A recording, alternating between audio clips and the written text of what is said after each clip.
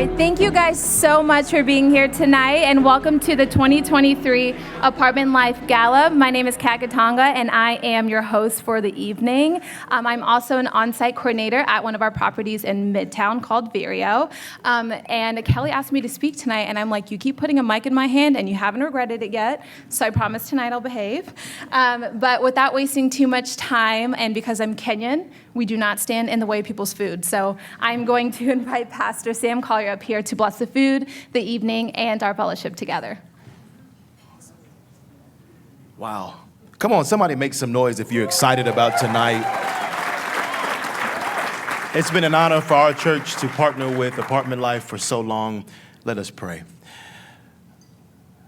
Tonight we are reminded of the scripture in Matthew that says, "You are the salt of the earth.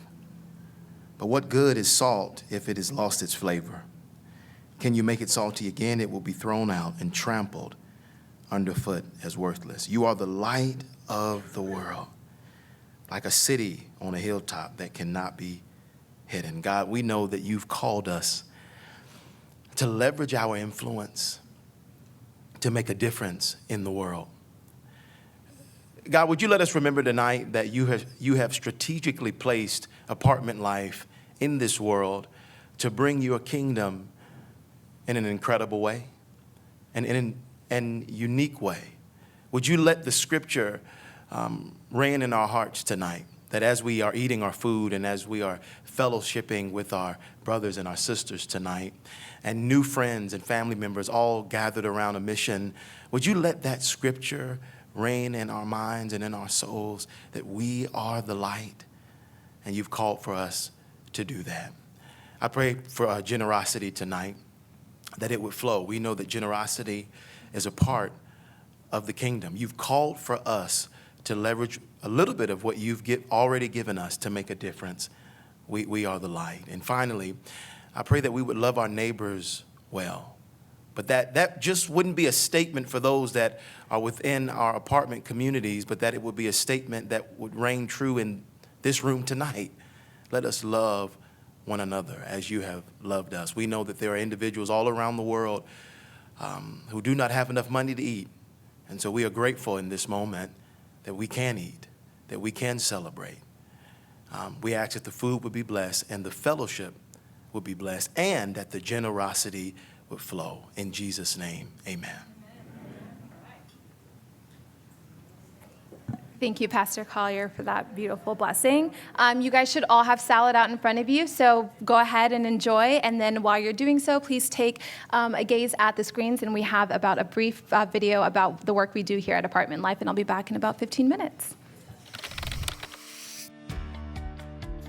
The best part about where you live isn't the place, the amenities, or even that killer view. It's the people. People are what make us feel connected, from a wave across the parking lot, to sharing dinner, to real friendships. But most residents living in apartment communities don't even know their neighbors. And while apartment residents are lonelier than ever, churches aren't sure how they can serve these communities. That's why we created Apartment Life, a faith-based nonprofit built on a business model that meets the needs of apartment owners and local churches. Research shows the more friends a resident has, the happier they are, and the longer they stay, even when rent goes up. Which is why we hire amazing people gifted in hospitality that love hosting epic events. Our coordinators have hundreds of natural opportunities to demonstrate God's love to residents and connect them to the local church. We are passionate about serving all people in all kinds of communities with excellence, so our coordinators are in high demand with apartment owners and managers. Think you're the right balance of relational and professional? Apply today. Improving the bottom line, bringing life. Apartment Life. Again, thank you all so much for being here for our annual gala. We really appreciate you guys attending. We have just a few more thank yous that we would like to share with tonight. So if I'm going to go through a few names, and if you guys can stand up once you hear this group that you're a part of. So we would like to say a special thank you to current and previous advisory council members. So please stand up if you're a part of that.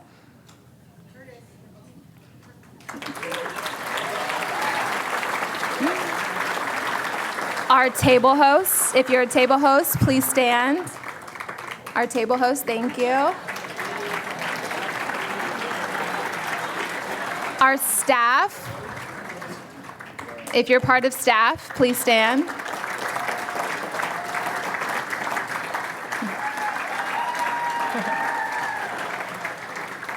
And then also our coordinators that are here.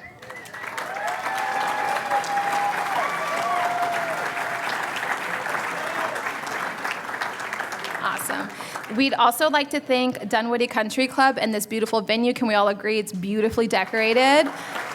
As well as the wait staff. Thank you so much for being here.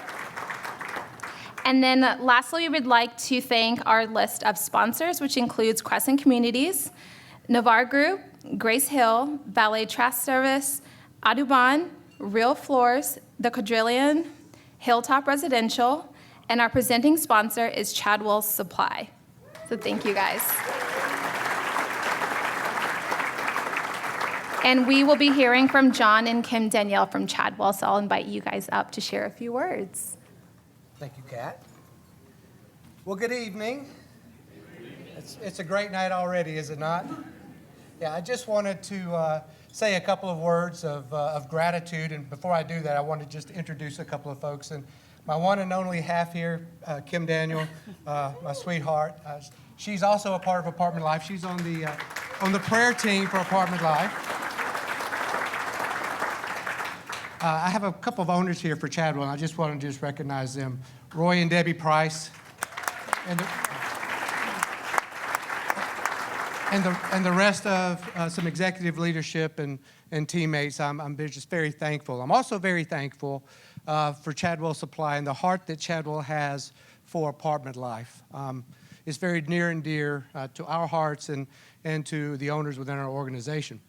And I was thinking today as I was putting my head together, and we work for and within incredible industry.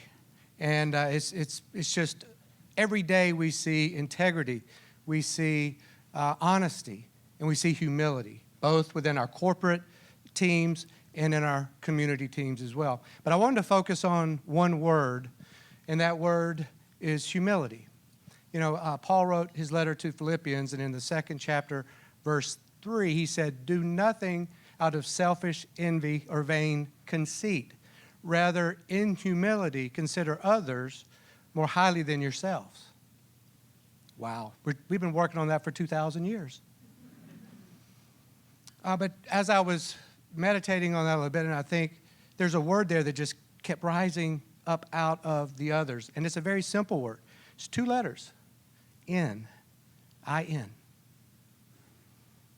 To be in humility is not to be of humility or for humility or by humility, is to be cloaked or clothed in humility. And I think in thinking about that, that's how I see Apartment Life. Humility is the vehicle and the mission within the organization. I want to read something because I want to present it in the way that I think God presented it to me. And if you're new to Apartment Life, or maybe this is your first time, I hope this helps you.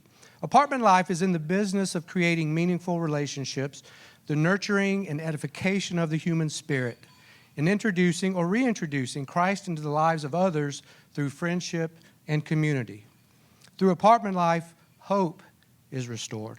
Sometimes lives are saved, ultimately souls as well, all through simple acts of kindness and humble service to others. The only other thing I have to say is that from that cloak of humility comes generosity. They're bound together one to another. And so as we walk through this evening and spend time and we celebrate, I just feel like we all have that opportunity to remember just how blessed we are, just how wonderful this organization is and the opportunity that we have to be a part of that vehicle to help expand all that God has for apartment life. Thank you very much, and God bless.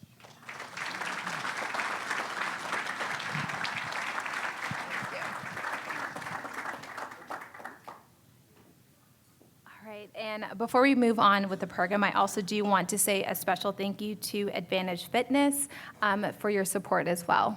So thank you.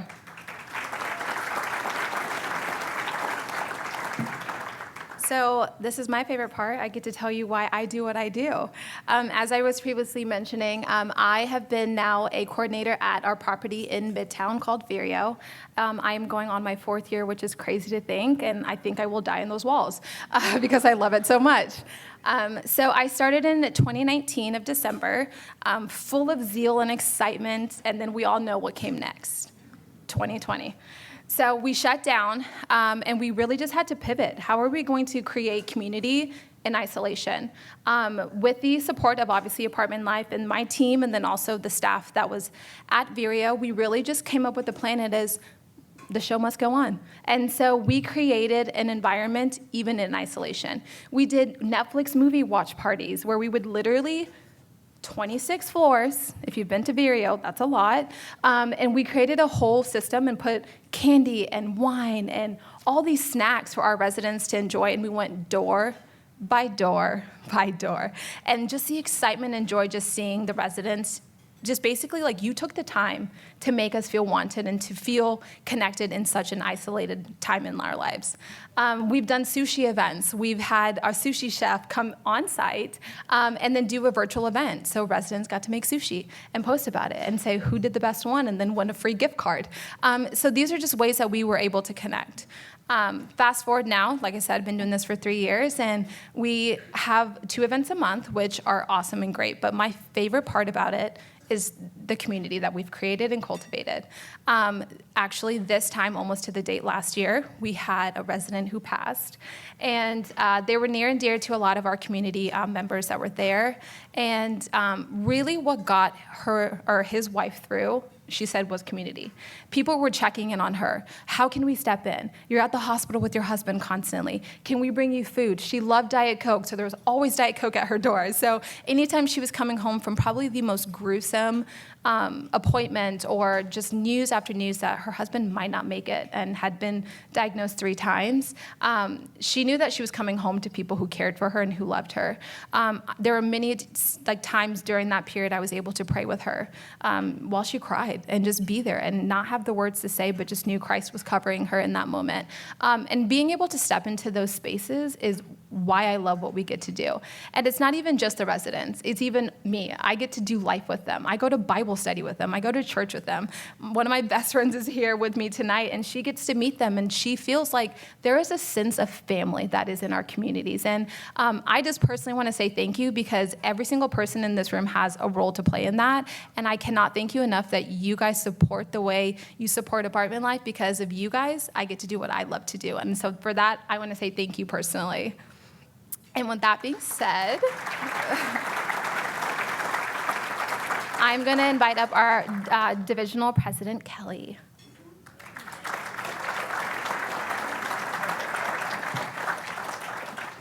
Thank you, Kat. Can you see why we have not let her go yet? And I was glad to hear her say that about she wants to die in those 4 walls. Well, we'd be happy about that. So the United States Surgeon General, Dr. Vivek Murthy, recently released a new study earlier this year on the epidemic of loneliness and isolation across our nation. His findings show that lacking social connection can increase premature death as much as smoking 15 cigarettes a day. 1/2 of U.S. adults are experiencing loneliness, with the highest rate among young adults. Dr. Murthy himself said, during my years caring for patients, the most common condition that I saw was not heart disease or diabetes, it was loneliness. Now, if you work in the multifamily industry, you understand the challenge that loneliness has with apartment residents. you know that over half of residents do not know one neighbor. And you also know that most residents are in some type of transition. They're new to the city, they're new to the country, they got a new job, they're newly married, and they're newly divorced. And so when you're in times of transition, your foundation is wobbly. You're off. And that's where apartment life comes in. So again, if you're new and you don't know what apartment life is, so we were created or started in the year 2000, and we're a business, but we're also a ministry. Our community building program saves apartment owners money, and Jim Borders is going to come up in a little bit and talk about that. And we're a ministry. Our mission is to radically transform lives in apartment communities by making Christ known. Okay, so how do we do this? Our trained apartment life coordinators, they throw fun parties, they pull the residents out, and then it connects them to each other. 6 weeks ago, the Wall Street Journal documented one of the Morrises' infamous parties at Cortland at the Village in Smyrna. So they hosted a beauty pageant for pets. It was complete with custom tailored gowns, a red carpet, and dehydrated chicken livers. So imagine the connections that were made between the residents over the love of their pets. Studies show that half of residents will renew their lease if they have friends in their apartment community. So we encourage the residents to leave reviews about their experiences, which improves the apartment's online reputation. When was the last time you went to a restaurant without checking out the reviews? Where's Hilltop? Where are you at? One of Hilltop's residents just gave a 5-star review. This is what they said. We love the Apartment Life team and all the events that they have. They really put a lot of time and effort into making these events special. We feel that there's a real sense of community here and have formed lasting friendships. We consider them our family away from family. So we also take off work from property staff by doing welcome visits and renewals. But my favorite part of what we do is we train our teams to do acts of care. They look for ways to meet the needs of the residents and the staff. A resident at the Hadley, that team is here tonight, that resident lost his job, and he let our team know that he had done that. So when he came home after a very difficult day, at his door was a bottle of wine, flowers, and a card. Imagine for a moment what that must have felt like to him, to come home to that. See, we're not an event company. We're a people amenity. That's what we do. So that's the business side of what we do. We're also a ministry. There are 40 million apartment residents in the country. 95% of them do not go to church, which makes them the largest unreached people group in the country. And most churches, they have programs for youth and for foster kids and for singles, families. But most churches do not have any type of program for this very important group of people. So what do? How do we go about doing it? Our whole strategy, just like Kat said, it's relationships. That's how we do it. See, it's not the party itself, kind of what she said, it's what happens between the parties. That's where the magic happens. It's playing cards late at night. It's playing pickleball. It's hosting potluck dinners. It's giving residents ride to the airports. That's how we go about doing it. So we're on over 640 locations across the country, UK and Canada. We have conventional programs and we do affordable, student, and senior housing. So last year, right about this time, we made a big structure change across the country with Apartment Life. We went from 12 regions to 5 divisions, and we are now the Southeast Division. And the reason we did that was mostly financial. Our business model funds the majority of our budget. But last year, it was 87% of how much it funded. This year, because of the structure change, it's now only 95%. So it was a huge change for us. The thing that's really been cool is, so last year we were Georgia and Alabama, but now we've added Florida. And if you're in the industry, you know how much business you do with Florida. And so it's actually helped us really grow as a division because we've added Florida into the mix. Now, if you came last year and you gave, Kat obviously has already thanked you, but I want to tell you some of the things that we did with your money and the things that we're really proud of. So we are serving in 54 communities in Georgia and Alabama, the majority of them here, right here in Atlanta. We've already had 10% growth this year. And I have to say I'm really proud of that because this year's been quite the year, right? Interest rates have gone up considerably. Capital markets, as you've heard, that's been crazy. But we've grown by 10%. I'm really proud of that. So we've had 50,000 residents attend our events in the past year. And as you hear these numbers, I want you to consider something. This is really important. Every one of these numbers represents a soul, and each of these souls matter to God. So take a look at these numbers. We have had 3,799 spiritual connections, 1,740 church invitations, 567 gospel presentations, and 4 people have begun a relationship just this year with Jesus. So I want to tell a story. I know, that's something to clap about. We're so proud of these numbers because you think there's a face behind every one of these numbers. I want to tell you about one. A guy named Mark, I made up that name. He moved to Atlanta with his girlfriend to get a PhD at Georgia Tech. He and his girlfriend chose a nearby apartment community that was right by campus. And there just happened to be apartment life coordinators there. And over time, they became really good friends. And Mark was an atheist, not interested in God. But because of the friendship that he had with the apartment life coordinators, when they invited him to Buckhead Church, Andrew, how about that? When they invited him, he decided he'd come because his friend had invited him to church. Well, after 2 years of late night conversations, shared meals, lots of questions, reading the Bible together and doing everyday, ordinary life, not only did Mark earn his PhD, but he placed his faith in Jesus. Then, Mark and his girlfriend got married in her hometown of Charleston. So a ton of the apartment residents, they headed down to Charleston and were a part of the wedding alongside them. Well, not only did Mark earn his PhD, he also earned a job at NASA in DC because, in fact, he is a rocket scientist. And we just heard from him that he is now the volunteer small group director at his church. And you know why? Because he saw the value of community.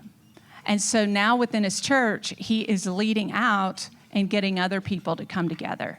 Because see, these residents, they don't always stay there, right? They don't always, even though you want them to, they don't always stay. And when they go off, they cause flourishing wherever they go. And that's what happened to this couple. So next up, we are going to have a video that's featuring our very own Bev and Jerry Wilkinson. Apartment Life is celebrating our very first year of planned giving. With Bev and Jerry leading the way, we have 15 families that have put Apartment Life in their estate plans. Now, we intend to steward wisely this extraordinary act of generosity. So as we travel towards our 50-year vision, we're going to be able to serve any church and apartment community in the world. So here we go, our Legacy Circle video.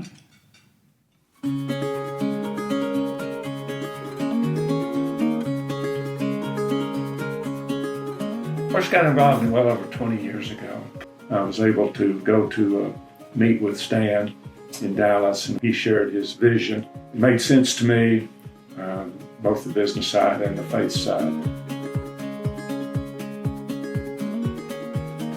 Stan Dobbs gave me a book very early on about being in the fourth quarter. Clearly, we're in our fourth quarters of our life and looking ahead. He's been in the apartment industry since, 89. 89. He traveled so much, but I don't think he missed much. Games and events. Swim meets, recitals, never. Never. As we started having grandkids and things were changing in life a little bit for us, and I started looking at, I'm 62 now, and so we were just doing some things with an attorney, and we were thinking about, are there special things that you believe in and that you support financially as a couple that you would like to leave money to? And so we said, absolutely.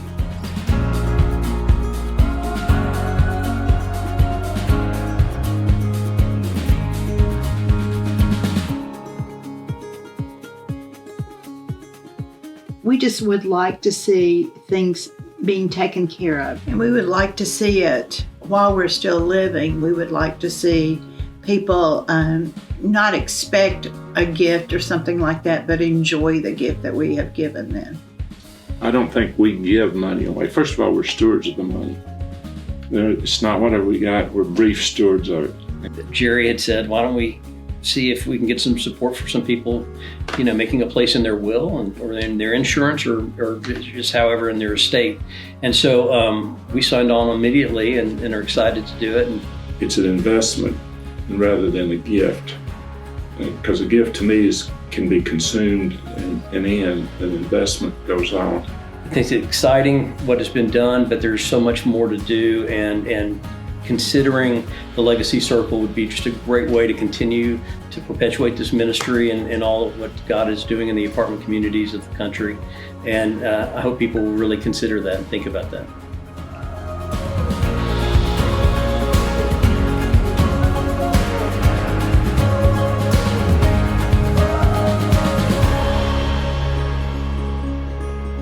Thank you, Jerry and Bev. I got a chance to go to my very first NMHC earlier this year and got to hang out with those two. It was definitely a highlight, hearing about their escapades, previous Vegas trips.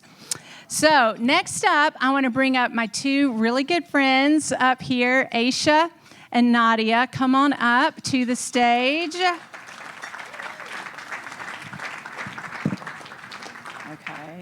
Bring you up here. I'll take your finger. Okay, hopefully that's going to work. All right, so this is Aisha, and Aisha and her husband Nathan serve at a Midtown property called the Mira. And then this is Nadia. We don't have her picture up there because this is a very special turn of events that we actually get to have Nadia with us. So Nadia moved to Atlanta a little over a year ago from San Diego. So I want to hear, tell me, what was your perspective? Why don't you scoot up here a little bit? What was your perspective as you were moving to Atlanta from San Diego? Hi, everyone. My perspective, I came here for a new job. I have an aunt that lives here. I didn't know anyone, but I came here for a job, a really exciting promotion. And I went to a Christian university for 4 years. I lived at home for a year, and then I came here. So this was my first opportunity to live in a big city on my own, and I was raised in the church, but I wanted to go buck wild. There's no other way to say it, but I wanted to have new experiences that I never got to have, going to Liberty University and then living home for a year. So I wanted to have experiences. I wanted to look for a church, but then apartment life was my first encounter, and things changed. Yes. So tell me about that. You came to one of our events. Why did you do that? So I was riding the elevator. I saw a sign, and it was beer and pretzels. So you didn't really have to twist my arm for that one. But it wasn't something I'd typically show up to if I knew everyone. But I had nothing to lose because I didn't know anyone in Atlanta. I have an aunt that lives an hour away, but I'm not going to hang out with her on my weekends. So I went because I wanted to meet people. And, at these events, people are mingling. And the first question is, what do you do? What brings you here? And I had that conversation with a couple of people that I connected with. And then I met Nathan, Aisha's husband. And he told me that he was a pastor. And I was like, excited and terrified because I knew that there was going to be accountability, and I knew that I was going to be passing people in the hallways if I was coming home late, quite frankly, for these experiences that I wanted to have. That's amazing. Okay, so that was your first event. Well, you came to another one. Why did you come to the second one? Because I wanted to meet people again. It was really hard to meet people in a huge city like Atlanta. And that's when we got to connect a little bit more, and we actually exchanged numbers. And from there, we grabbed dinner about, I don't know when it was, probably a week later. And I hadn't found a church yet, because while I was divided and wanting to have those experiences, I was also going to find a church, and I knew that was important to me. But it was hard for me to show up to these churches by myself. And we grabbed dinner, and I said, there's this midweek service I really want to try, but,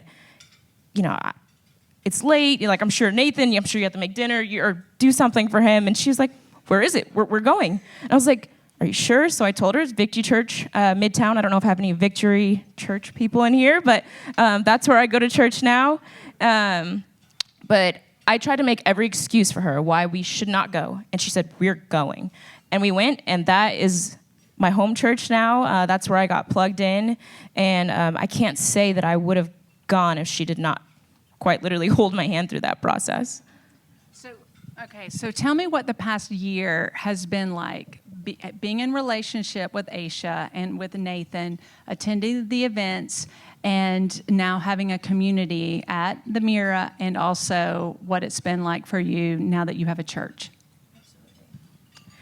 It's been quite the dominant effect. I mean, I'm a believer, but the biggest thing that apartment life has done for me is, I guess I can just give you an experience of, there's multiple Sundays where I have a car full of people, of Mira residents going to church, people that have never been to church. And that's really just a testimony of apartment life that, yes, it's fun to sit at a table with people that believe what you believe, your politics that look like you, but being the salt and light of the earth is really going to the party and sitting with people that don't believe what you believe, because that's how you bring them to the kingdom. And that's really what we have, kind of feel like I'm part of your team, but I'm not. That's really what we've created at Mira, of people wanting to know Jesus, because, in Romans it says it's our kindness that leads him to repentance. And that's truly what it takes to be the hands and feet of Jesus. So, I have a church buddy that I go to with every Sunday. She lives 5 doors down from me, and I met her at an apartment life event.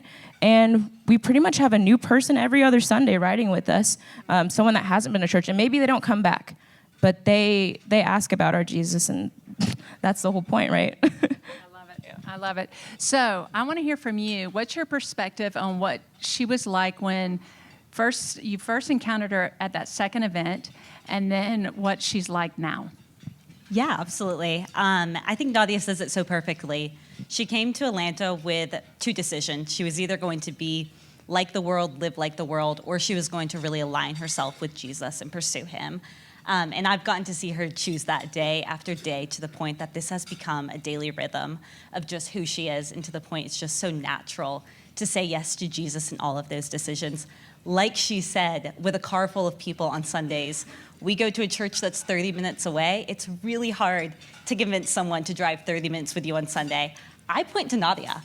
I tell them that I think Nadia would love to go with you on Sunday. I suggest it and plug her there all of the time. So I think that's just such a testament to how faithful she has been. But it's also just in the way that she pursues other people, and the way that she just has been living her life over the past year. All of our conversations, I think, naturally when we first met are going to be on the superficial level. And now every time I talk to her, the conversation is just naturally going towards Jesus and what he is doing and how he is pursuing her. Just the growth I've seen and the maturity of her faith over the past year it has been just one of the best privileges of my life, to be able to witness that. Who she is truly accumulation of her experiences over the past 25 years, but being able to witness this growth over the past year has been such a blessing and so encouraging. Yeah, that's great. So as a whole, kind of wrapping up, how would you say, your view of who you were before versus your view now of who you are? First and foremost, my experience in Atlanta has a lot to offer if you've been living here for a long time. I've only been here for a year, but anything you want, you can find it in Atlanta. So my experience here would have been completely different if apartment life was not my first encounter. And no, I was not paid to say that. My life changed because of apartment life and the relationships that it brought me. I have neighbors, I suffer migraines, so I have neighbors that serve me and bring me food and walk my dog for me, and I bring that right back. And, having my parents across the country, I have a family here. I work in news. I'm not going home for Thanksgiving. I've been invited to like 10 different Friendsgivings at Mira. And so it truly has changed my life, and has also, I would say, has been one of my greatest blessings. And I couldn't ask for more as a 25-year-old alone in a big city like Atlanta. It truly has had such a huge impact. And not even just on me. I think that there's so many other people that belong on this stage of Mira residents that their life has been impacted in their stories. So it's just the domino effect, yeah. I love it. Well, thank y'all so much. Thank you for coming up here. I'll take this. And what I want to know is, who wants to move to the Mira with me? Doesn't that sound like a great place? Have these two lovely ladies. Thank you so much. Like we said, Apartment Life exists to radically transform lives in apartment communities by making Christ known. And that's an example right there of what we do. So, Kat, if you want to come on back up, and let's have some fun now. I guess let's get buck wild, right?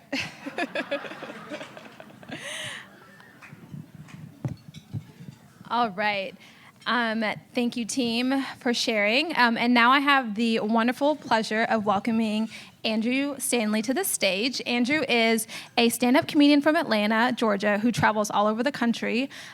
He has his own channel and can be heard on SiriusXM. Last year, he was on tour with David Spade, was also selected as the new face at prestigious Just for Laughs Comedy Festival in Montreal in 2019, and is a grand prize winner of the 2017 Search for the South's Funniest Accountant. So please, let's give an Apartment Life welcome to Andrew Stanley. Thank you so much. I appreciate it. Thank you so much, Kat. Oh, I think I'm supposed to use this other microphone. I don't know. I'm giving the sound guys you switched it quick. They're good back there. Give a round of applause for our sound and lighting guys back there. Is anybody else sitting in their seats just like, I think I'm going to sell my house and move back into an apartment? It's so great. I love it. Before this, I was sitting in the hallway looking through some of my notes, and I got to see a lot of the country club members just like observe what was going on in here. And they were all guessing what they thought we were doing. And it's obviously confusing because it's like, they're never going to guess it's like a faith-based thing. We got like an open bar out there. But the lady goes, I think, well, you know what? They all have name tags. It must be a college reunion. And he just goes, oh, yeah, probably a college reunion. It's like, no. But this is great. I love that Apartment Life is a business and a ministry. It's great. It's like we're in here, we're praying, we're drinking. It's just a little bit of all of it. I will apologize if I seem uncomfortable up here. It is not because I'm nervous. It is because I was homeschooled for 10 years, so permanently uncomfortable. Any homeschoolers here? Raise your hands. No, we don't usually get invited to fundraisers. We do not get good enough of jobs. I do always like that as the homeschoolers to raise their hands because we never got a chance. Got to learn later. It's tough. A lot of families had to homeschool their kids during the pandemic, which was fun for me as a homeschooled survivor. To see on Facebook all these parents just being like, oh, we're trying to homeschool, it's not working. And I'm just like, yeah, I know. It does not work. I don't know. I'm sure it does work for some people. I was homeschooled for 10 years, and I just know all the stuff my mom knows. Turns out that was not enough. You need more than just what your mom knows. My mom's great. I need more people involved in me. I can do the stuff she does. I can make frittata. I never figured out long division, but I am really good at making my dad feel guilty about stuff. So I didn't learn nothing. But homeschool is hard. Not academically so much, but socially, it's rough. Like, I didn't know any girls growing up. I just knew my sister, and she was off limits. That was our big rule. All right. That one's really just a test for you guys to see where we can go. You failed, passed? I don't know. What?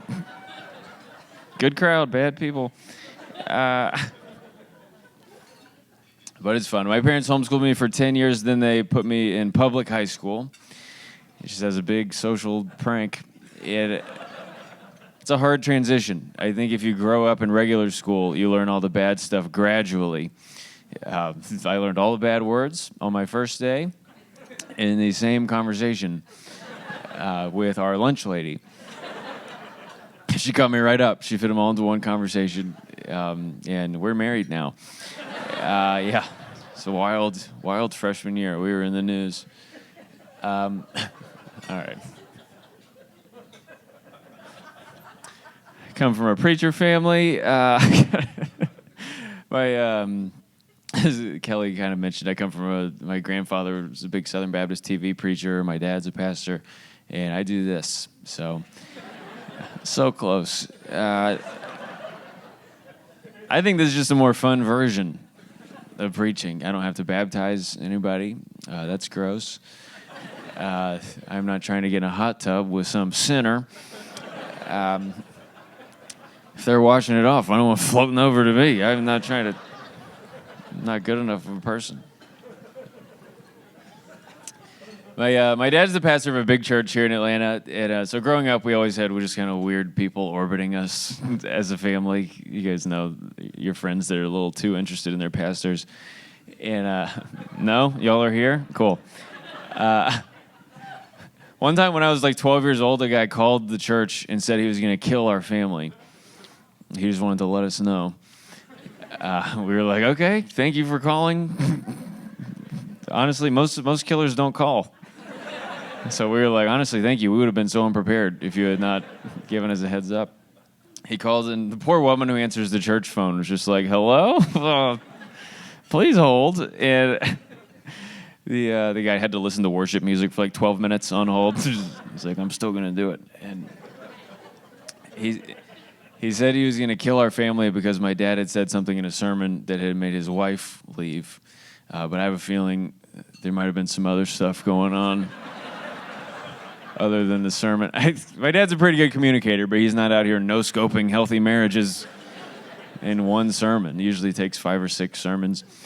And so he came home from work. He had to tell us what was going on, and you could tell he didn't consult a child psychologist on how to break the news. He was like, all right, family meeting. We're all sitting in a circle, and he's just like, all right, so today a man has made threats against our family, and the police can't find him. And we're like, okay, is there good news at the end? He goes, so what do you guys think we should do? Just like a team building exercise. I was trying to say the right answers. I was just trying to think of movies that I'd seen. I was just like, okay, what should we do? Garrett, get a blowtorch, heat up all our doorknobs. I'm going to go to the park and try to find a bird lady. I think we can get this guy. I've seen it done 3 times, my favorite documentary series. But we didn't do anything. All we did is the police gave us a picture of the guy just to have. In case he showed up, we would run and get it out of the drawer. We'd be like, oh, yeah, you. And he'd just be like, yep. We didn't know what to do with the picture, so this is true. We put it on our refrigerator. So it just looked like we were really proud of this guy. He was up there with our grades and our art and our calendar for the week. And just like, yeah, it's going to kill us. And one of my friends was over. He was just like, is that your uncle or something? And I was like, no, dude, that is our assassin. He could be here any minute. Why are you here? We should not have friends over this week. But the police, they took a really long time to catch the guy. He called back. He was like, hey, is anybody looking for me? Because I'm fine. And we were just like, he gave more information. He said he was not just upset about his wife, he was also upset because he had been told he was not allowed to jump on the church's trampoline. And he really wanted to jump on it. Do they have a trampoline at Victory Midtown? No trampolines? Yeah, we did not have one either. But this guy was like, I know they got one hidden somewhere. We're going to probably reserve it for the high volume givers. And I want to jump on that rich people trampoline or I'm going to kill the preacher. I was like, Dad, maybe we should just get a trampoline. That might be the easiest way to catch them. You know, it's a sting, a bounce. They make those ones with nets. I think we could. But they finally caught him. They found him. He was living in an apartment that did not have apartment life, and that's why he was so upset. He just didn't have a community, was really all it was.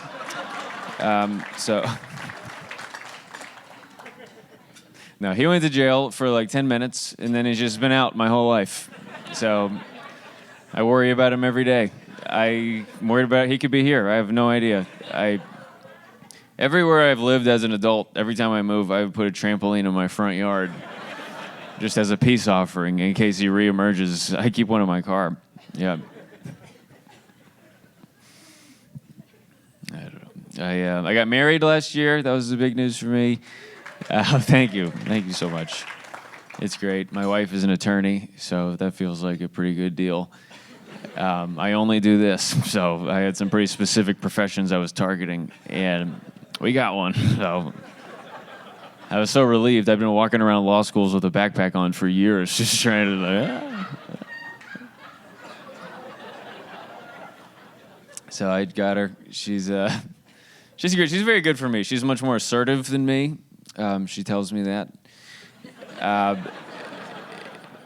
And I need that. Like, she'll send food back at a restaurant if it's not right, and I will just eat something I'm allergic to rather than rock the boat. And she'll just be like, why are you eating that? And I'm just like, you grow out of these allergies sometimes. You got to test them every once in a while to make sure they're still active. I'm going to tip extra. And the other day we went and got these 30-minute chair massage things over at this place by our house. And about 5 minutes into it, I could hear her turn to her guy. And she goes, hey, can you do like more of my shoulders than my back? And still do my back, but maybe like 80% shoulders, like 20% back. And my right shoulder is a little bit tighter than my left shoulder. So like maybe like of that 80, if you could do like 60, 40. I was over in my chair just like, I did not even know we were allowed to talk to them. I was just like, stop talking to him. I don't think that's part of it. I don't hear anybody else in here talking to their guys. She talked to him the whole time. Anytime I've ever had a massage, all I can think about is I'm just like, do I have like a normal back? Like, I hope this guy likes my back. Like, not in a romantic way, but yeah, you know, we all have preferences at our jobs. I bet he has certain types of backs he likes to do more than other types of backs. And I was hoping when he saw my back, he was like, oh, good, that's the type of back I like to do more than other types of backs.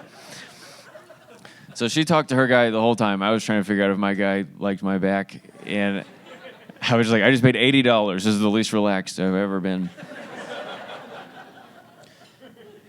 And afterwards, I asked my wife, I said, how was your massage? She said, it was great. She said, how was yours? And I was like, I just feel weird. And I was like, but of course yours was great. You were assertive, and you got what you wanted. That must be a very nice way to live. I'm pretty sure my guy could have given me a wet willy in my ear. And I was just like, well, I'm sure this is my fault somehow. You know, I filled out that paperwork so quickly. I must have checked the box for the wet willy treatment.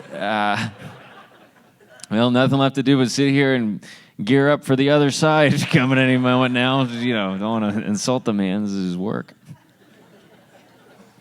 So I'm happy to have her in my life to protect me now. We're living together as a married couple. That was recommended to us. I'm learning new things about her now that we live together. Like, I'm learning she has this skincare ritual she has to do at night before she's allowed to fall asleep. It just takes 6 hours and costs $700,000 a year. And it's worth it, though. It's going to make her look great when she's old. And she has all these different types of pajamas. I've been trying to figure out what they mean. Because they mean, like, she has some, like, thinner, silkier pajamas. I'm like, all right, that's good.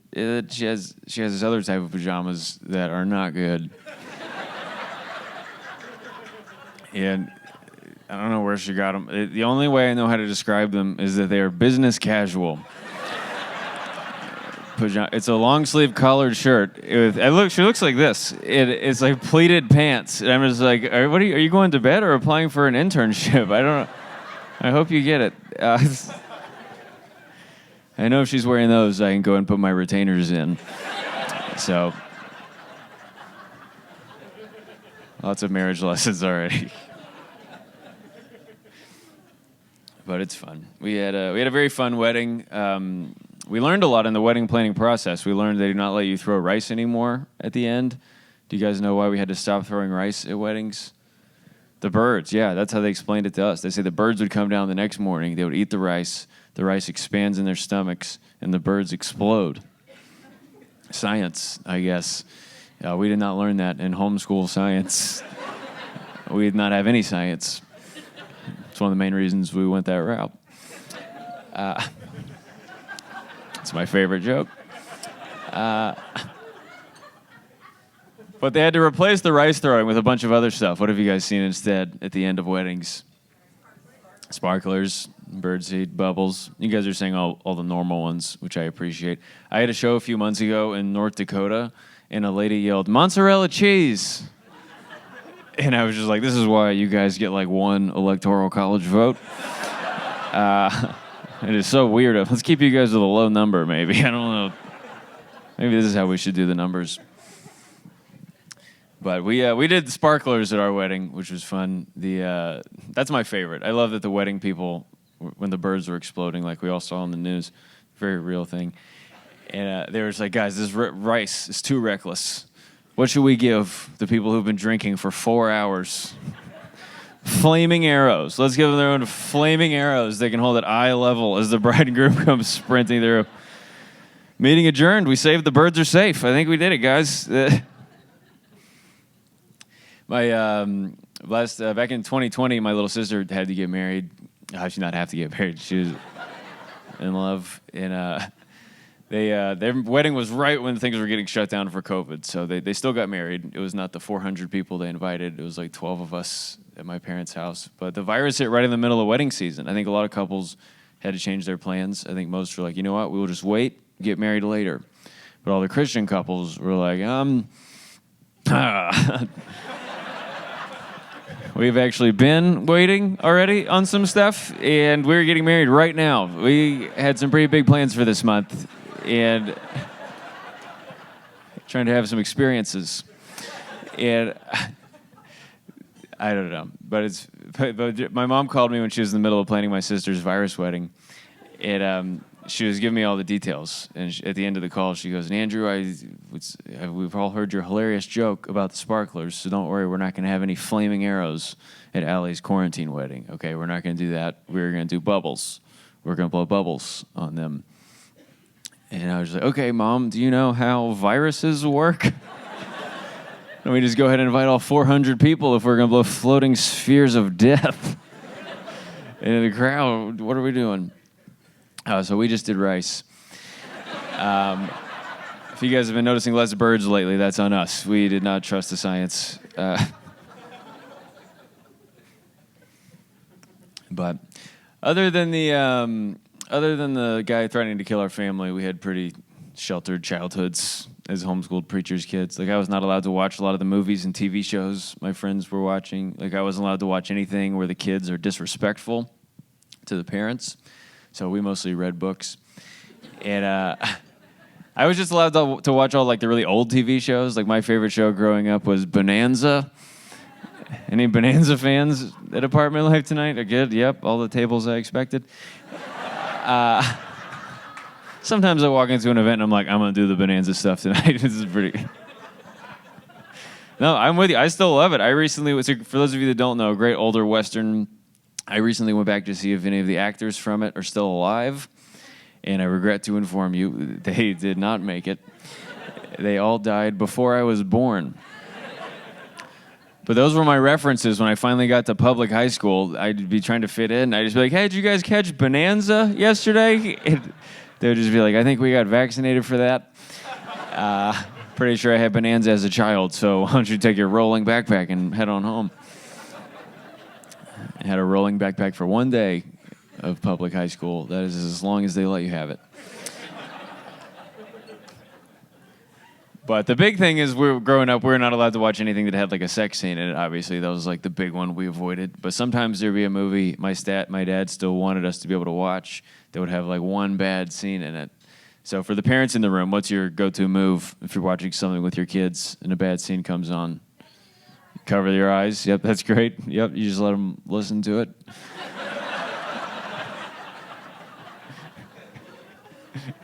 These kids and their poor imaginations will never connect the dots. You're like, all right, buddy, every year you get older, we're just going to crack our fingers a little bit, and then you'll be a man. That's how we'll decide.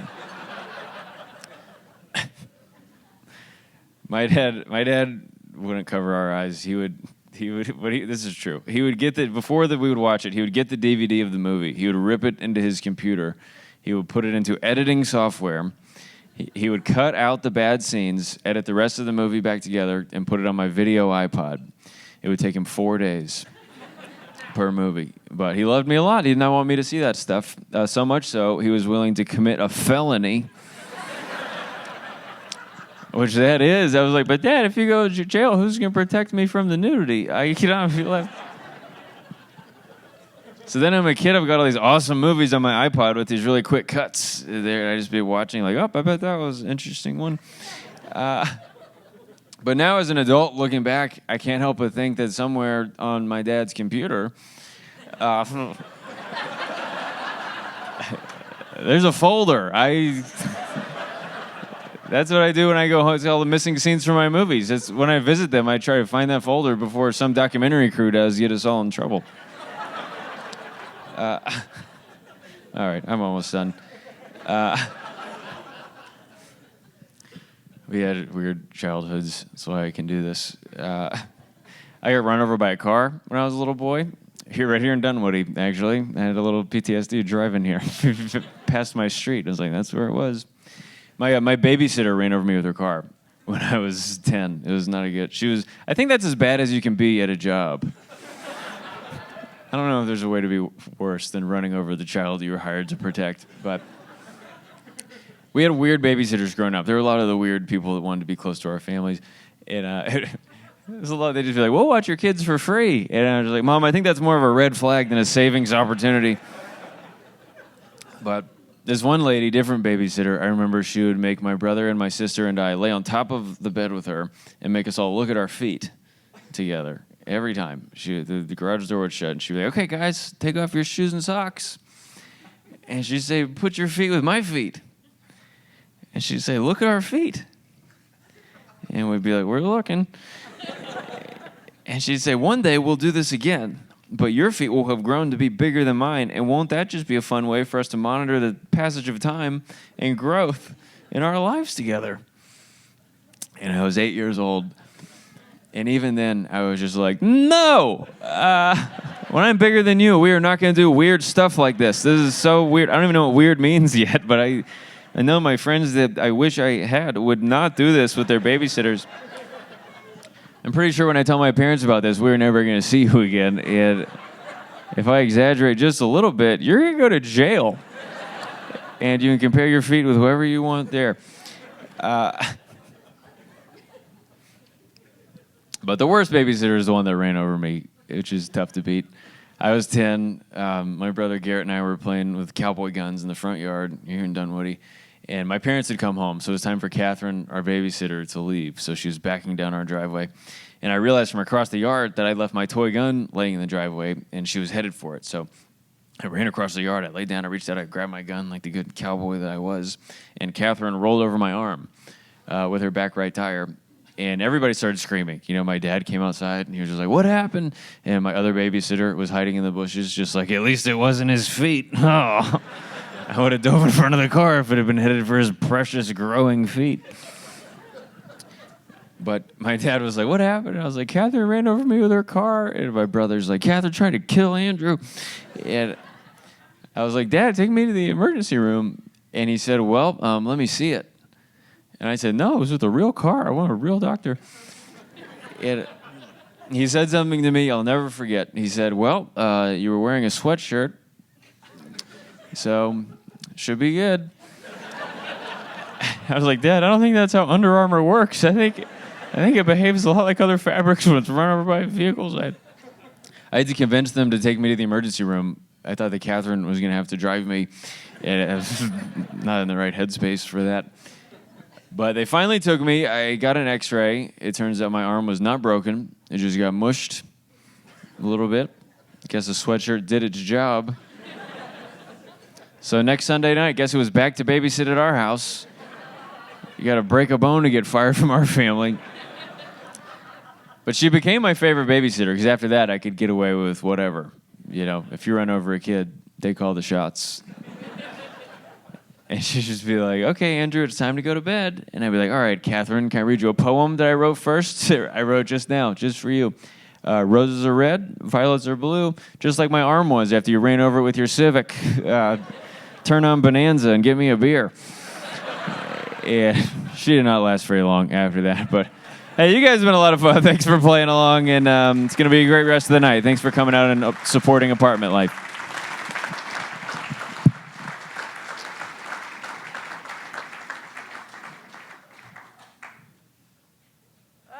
So good to laugh, isn't it? Okay, Andrew, do that trick. Okay, he did it. He did the trick. Thank you. I want to introduce, we have a video that's coming up, and it is from a couple, The Hunts, wherever you are. It's about the experience that they have with their community that is 90% Hindu. And go to the apartments and talk to our residents and let them know who they are and welcome to the neighborhood and kind of give like little goodie bags. For example, I had an interaction with another resident who was having issues, making friends, but after going to one of the resident events that Apartment Life, came up with, she actually was able to get to know more people and she felt more welcome to the community. From last year, I can feel the change because after I met Matty and Jewel, I was able to communicate with the people like in the neighborhood more. So after that, I made other friends too. So that was a big, good change for us too. We had 13% of resident participation in our resident events. Within the year that they serviced the events, it grew by 36%, and now we're at 49% engagement. That's almost half of the property. The volleyball game that we had over in the courtyard, she had over 130 residents there. That's awesome. That's awesome. In terms of friendship, they are our first close friends. I feel that you have friends, you have family like friends, so it helps you to stay away from your country, I would say. To feel like you have help, you have people around you who help you, who loves you. So things that we couldn't get done, communications that we did not have with the resident, that's what Maddie and Joel has done. They build that rapport with the resident. The residents are renewing their lease. They're staying here for longer, and it just makes for a better community. And we love it, and everybody loves it here, and everybody wants to live at Andover. It's true. It's true. Yeah.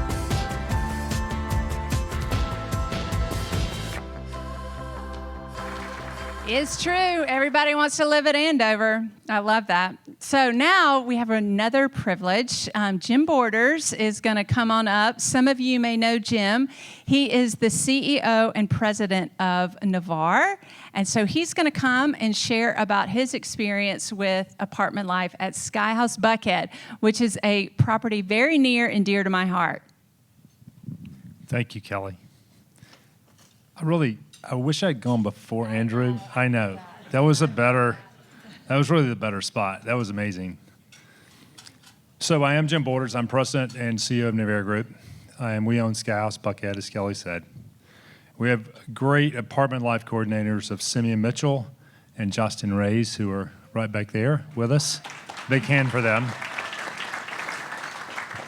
And so recently, we had some issues there with 2 incidents of vandalism that negatively impacted the quality of life of our residents.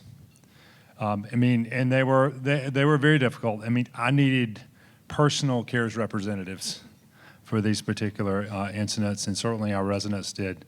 And so while we reacted to that, and our excellent property management company did as well, Simeon and Justin quickly went into action, both individually checking in with our residents, but also hosting Chick-fil-A breakfast for our residents as they came down, just to empathize with them and to just show some compassion for a situation that wasn't particularly great at that moment in time. So while our vision at Nevada Group is great places to live, and while there are a few days there that we did not perhaps meet that standard, despite the best efforts of ourselves as well as our property managers, Apartment Life showed that we understood that the experience had fallen short of what we wanted, and also that we wanted to do something about that and reach out and to show that we cared, and that our Apartment Life coordinators cared, and that Jesus Christ cares. So the next thing I'll talk about is, and I do this, my small group at Peace Street Presbyterian Church is the finance committee. I've been on it for 25 years. So I'm often the person, Jerry, who's asked to come up and talk about the finances. That's the deal. I have a very close relationship with Jesus Christ, which is expressed from time to time through dollars and cents. So in any event, while the vision at Nevada Group is great places to live, as some of you who've been in the room with me before know, that one of our key missions is worth more than it cost. Very important. Everybody's mad at me when it's not worth more than it cost. And so we care about the bottom line. And so while our partnership with Apartment Life is really more about the softer aspects of caring for people and the gospel of Jesus Christ, there's also an economic impact to the program. And so I'm going to give you some math, which came from Jerry. So if I've got the numbers wrong, which I don't think I do, you can talk to him. So let's say you have 350 units and 50% retention, and the cost of one unit not renewing is $4,500 in lost rent, turn cost, maybe marketing cost. In any event, $4,500. So if Apartment Life helps increase retention by even 2%, from 50 to 52%, the value is 7 times $4,500 is $2,700, which at a 6 cap rate, and Robert, we hope it's a little bit lower than the 6. That's what we're praying for. Then that's $525,000 or $1,500 per unit. And so another way to look at it, notwithstanding just value creation, is that the cost of the program is certainly worth the increased revenue through the fact that you're going to have more people who want to live in your apartment community because of your apartment cares team, your apartment life team, life coordinators. That's what we say now. But the team is going to make life better there, and it's going to make people want to live there and also want to renew. So either way, Apartment Life is not a cost, but it is an investment in resident experience. And as an added benefit, it is from time to time a way to share the love of God and the love of Jesus Christ. Thank you. Thank you, Jim. I'm going to tell one last story. Victory at Summerhill. We have Jasmine and Elizabeth here. They've done all the things that we've been talking about. They've thrown the parties. They've shown care to their residents. And just a few weeks ago, a very traumatic thing happened to one of their residents. There was no foul play involved, but it happened on the property, and one of their residents was killed. No foul play. It was totally an accident. Well, another resident saw it, and you can imagine the trauma of that. And who do you think she called? She called Jasmine and Elizabeth. for help. So that's what happens. That's the first people that get called are the apartment life coordinators, because they know they love them, they care for them, and those are, for some, the only people that they know on the property. So that's what we're a part of, and that's what you get to be a part of. And so I don't know if you've been told, but this is a fundraiser tonight. We're not just here to laugh, we're here to raise some money. And so what I'd like for you to do, there should be cards at your table. And so the person who invited you, if you could pass those out. Like I said earlier, 95% of our budget is funded by the business model. But tonight, we want to ask you to be a part of partnering with us to meet the remaining 5%. Our goal as a whole is $300,000. Now, we've already raised $165,000 from, we already have that, from our sponsors and already some of our generous friends that are here tonight. So tonight, we're hoping to get the rest of the $135,000 this evening. And so I want you to pull out your card, and I'm going to talk through how we will use your money, what we need it for. So if you're new to apartment life, this is your first time, a good place for you to start would be the $50 a month. And what that will help us do is to give treats, to bless our on-site staff, the property managers. And if you're a property manager, you know you need some blessing. $2,500, that will cover one community for 1 year. So a lot of this is the training for our apartment life coordinators of how to go about doing this job. There's so much involved in it, and $2,500 will help get them set up for a whole year. So this is an interesting one, the recruiting. Where do we find these people? Where do we find the Aishas and the Nathans and Jasmine and Kat? They're incredible people. We need the money to help recruit them. We actually have 13 properties in Georgia and Alabama that the owners want us to come, the property managers want us to come, but we are having a hard time filling them with the right coordinator. So $5,000 a month will help us with our recruiting efforts. Right now, we're trying to do some innovative things with social media, and so that's what that will help. And then $10,000 blesses apartment life coordinators a year. And you can imagine with 54 communities, 54 singles or couples, there are life circumstances that happens to these couples that they need some financial backing. And that's what that $10,000 will do. If an apartment life coordinator has a need, we want to meet it. That's what $10,000 will do.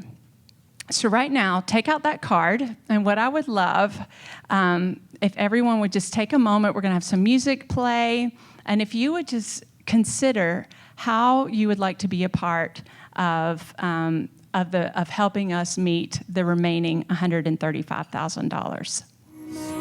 Okay, so thank you so much for taking a moment to consider how you wanted to be a part of what Apartment Life is doing. If you took a card and wrote how you wanted to be a part of it, if you could take that card, put it in the envelope, and then hold it up, and somebody will come by and pick it up. So if you wrote on the card, hold it up. So we have some back here, some over there. And we will pick those up. We don't want those getting thrown away. So keep them up. Keep them up.